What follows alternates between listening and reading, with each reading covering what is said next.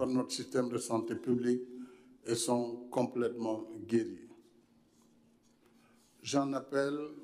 à la vigilance de tous et au respect rigoureux des recommandations du Comité national de gestion des épidémies, conformément au règlement sanitaire international. Sur proposition du Comité national de gestion des épidémies, j'ai décidé, premièrement, de l'interdiction pour une durée de 30 jours de toutes les manifestations publiques sur l'ensemble du territoire national. Deuxièmement, la suppression temporaire de l'accueil des bateaux de croisière sur le territoire national et le renforcement systématique des contrôles sanitaires au niveau des frontières terrestres, aériennes et maritimes. Troisièmement, la suspension des enseignements dans les écoles et universités pour une durée de 3 semaines à compter du lundi 16 mars 2020. Quatrièmement, le renforcement de la protection des personnels de santé, de sécurité, de défense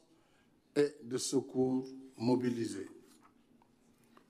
Cinquièmement, la suspension des formalités nationales liées au pèlerinage pour l'année 2020 au lieu saint de l'islam et de la chrétienté. Je saisis cette occasion pour lancer un appel solennel à tous nos guides religieux à accompagner le gouvernement et tous les services de l'État concernés dans la mise en œuvre des recommandations du Comité national de gestion des épidémies. S'agissant de la célébration de la fête nationale du 4 avril, je présiderai au Palais de la République une cérémonie de prise d'armes. Toutes les autres manifestations habituellement prévues pour la fête nationale sont annulées sur l'ensemble du territoire national. J'invite toute la population à respecter les mesures d'hygiène individuelles et collectives recommandées et à partager les messages de sensibilisation, de prévention et d'alerte.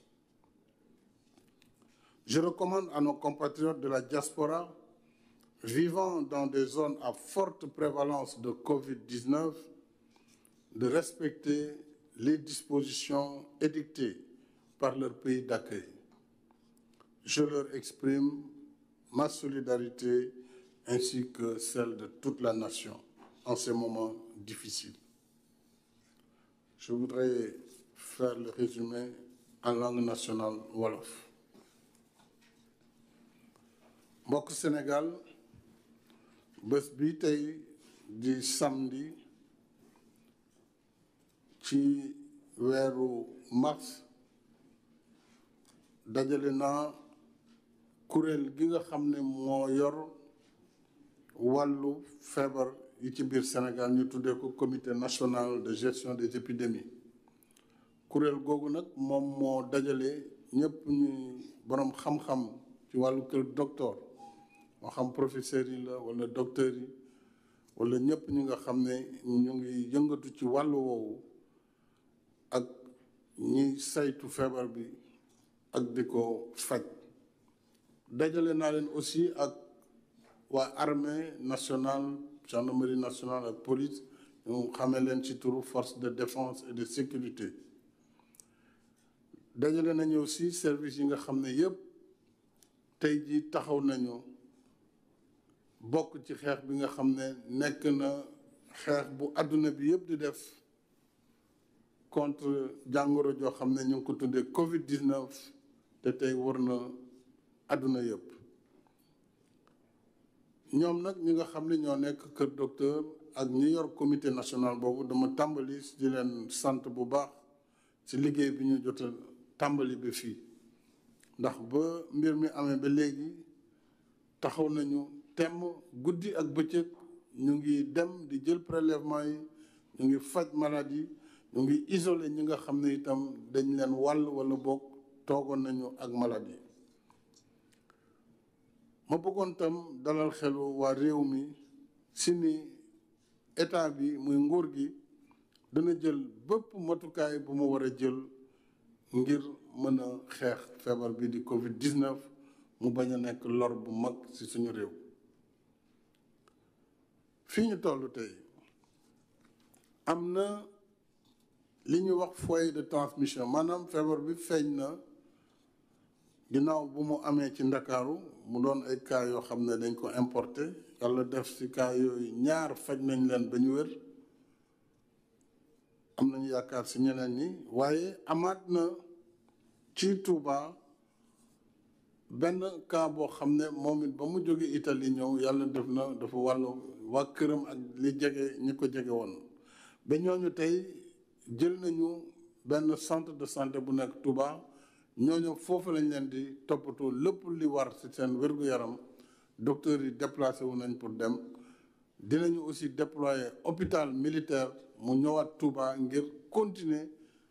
di jàppale waa Touba ci wàllu santé publique ndax loolu tam dafa war a wéy kon mbir moomu nag xew moo indiwaat situation bu bees te tey lu ëpp juróom-ñaar fukki nit ak lu topp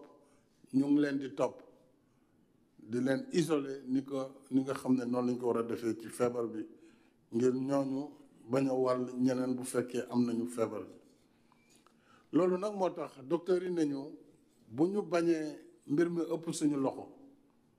ba mel ni yenn réew yi faaw ñu fagaru bañ a bàyyi ba mu dal suñu kaw su boobaa suñu ay hôpital ak personnel bi ñu yor du mën a faj lim boo xam ne dana jégg dayo te bu boobaa Sénégal dootul mën a dootul mën a attan feebar boobu li ngir ñu fagaru nag moo waral ginnaaw matériel yi nga xam ne santaane naa ñu joxe ko ak koppar yi mu laaj ci wàllu wér-gu-yaram ak déplacement équipe yi ak jënd matériel yi protéger ñiy faj ak ñiy protéger ñi feebar war nañu fexe ba lii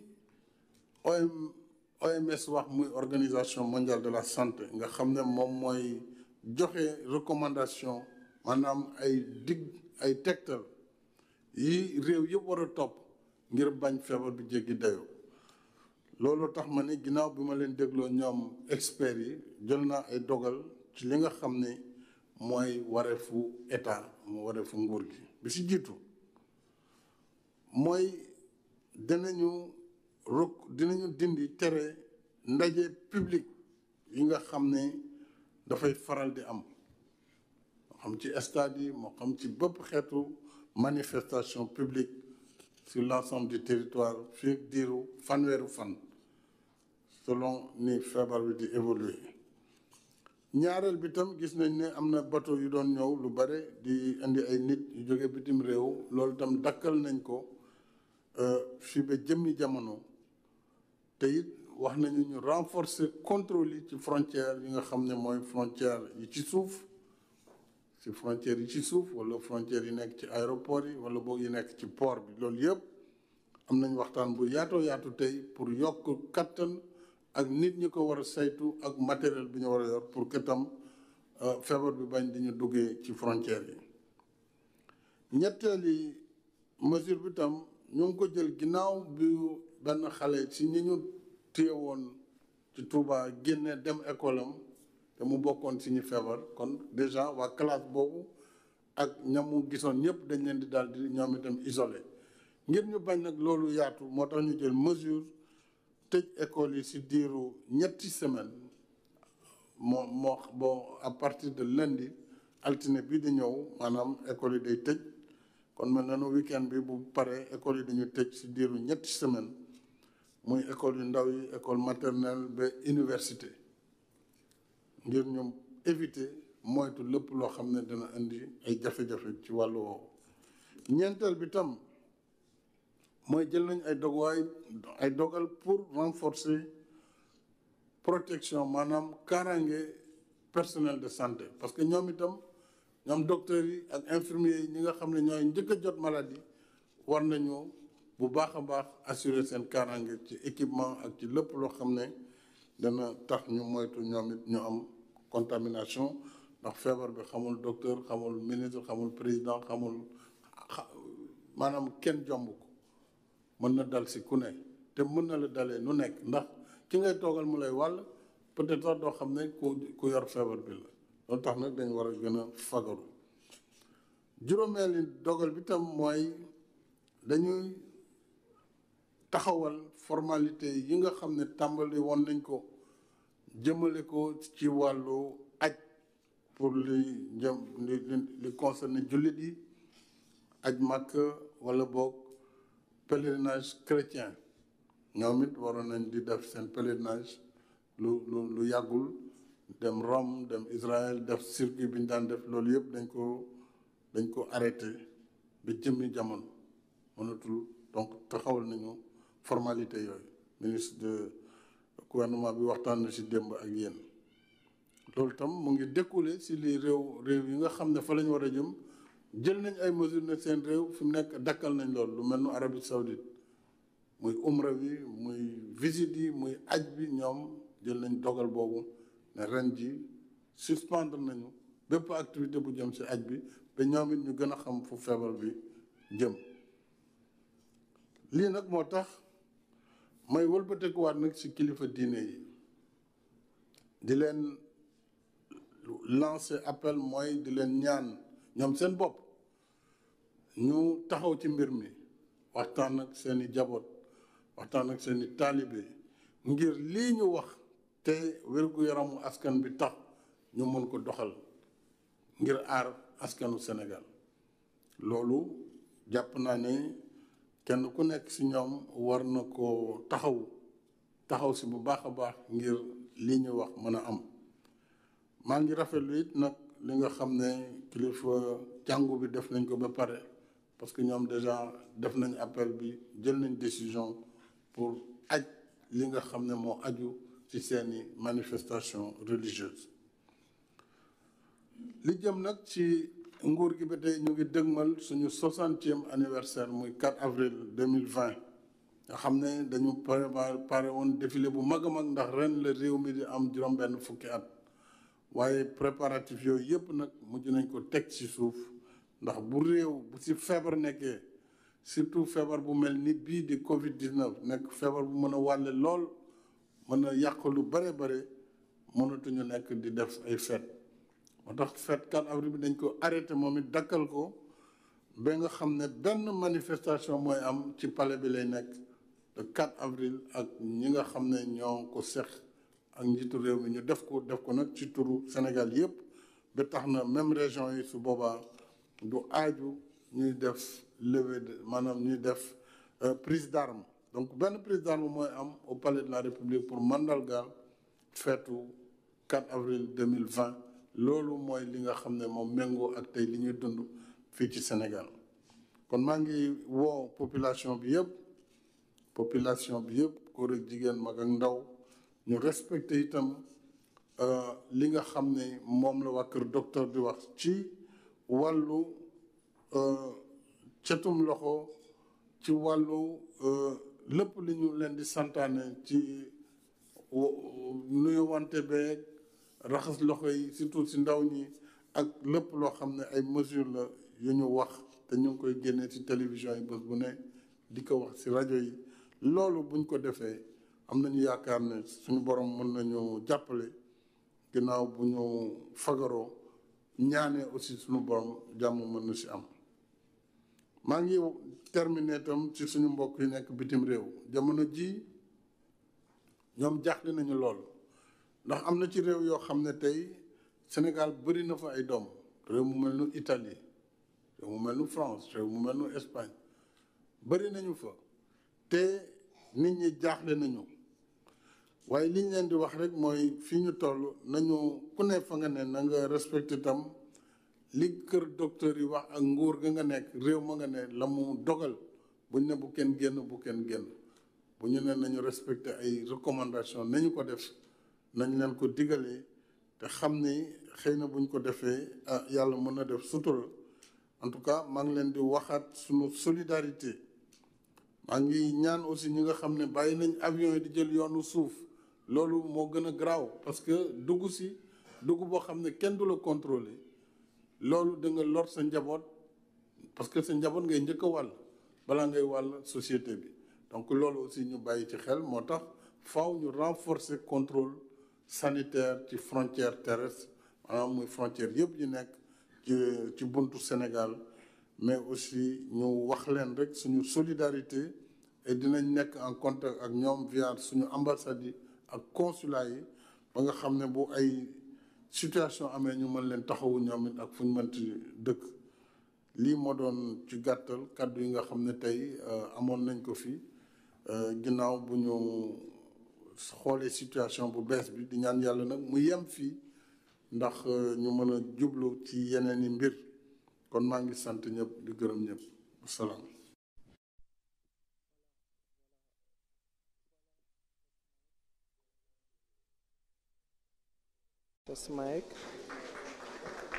voilà mbokki internet yi bàyyi xel Senego TV di leen jaajëfal bu baax tey nag ñu ngi woon fii en direct fii ci palais présidentiel du palais président de la République gis neen tey daje bi nga xam ne moom la njiitu réew mi woote woon ak jëwriñ yëpp teew nañ fi ministre yëpp secrétaire général teew na fi ak képp koo xam ne bokk nga ci gouvernement bi di ministre de la santé wala ci yenn ci ministère yi nga xam ne ñoo ngànk réew mi yëpp. gis nañ déclaration bu am solo bi nga xam ne moom la son excellence président Macky Sall def wax ne mbir mi feebar bi fi mu toll jamono ji ci àdduna wërngal këpp nekk na loo xam ne jaaxal na àdduna yëpp ba tax na tey ji mu def jàkkaarloo bu am solo gannaaw ba mu waxtee rek ministre yi lu toll ci ñaari waxtu jël pause 30 minutes dellu si waat na wax lire discours bi comme nañ ko xamee lépp loo xam ne mooy cérémonie wala lépp loo xam ne mooy mbir moo xam ne dañ ko def ci biir dëkk bi di Sénégal jamono ji aaye nañu ko ci réew mi daan nga këpp fépp daal ci biir réewum Sénégal s'il vous plaît maa ngi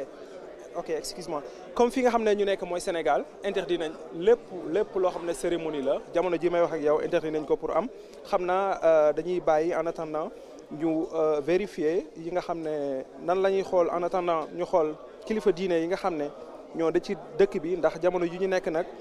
ëtt kër yi diine yëpp ñoo ngi am programme religieux jamono ji ñoo ngi am programme religieux xam naa nag danañ xam